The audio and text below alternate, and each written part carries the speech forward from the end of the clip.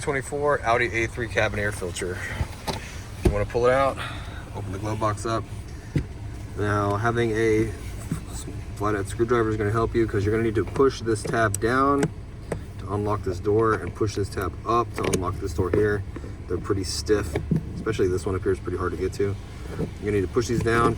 This one right here, you need to pull towards you while you do that, okay? And you can pull this door off.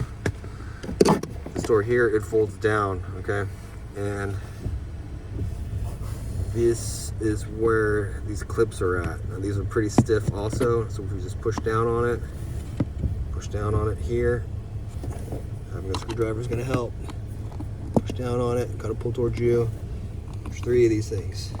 Push towards you, then it'll come down. You can take the door off. And you can pull out the cabin filter. Now notice this cabin filter says airflow right here, and that's going to be down. You'll notice that it has all the trash on the top because it sucks all the air down. Alright, so this filter definitely needs to be replaced because it's just full of trash. Alright, don't have one yet. I'm going to get my customer to improve it probably by showing them a picture. Let's take a picture real quick. Alright, if you need one, I'll have a link in the description box for a premium filter like this one. Takes you to Amazon. And just get your new one. Slide it back in. You get this door, you gotta make sure you put these feet back in the slots first.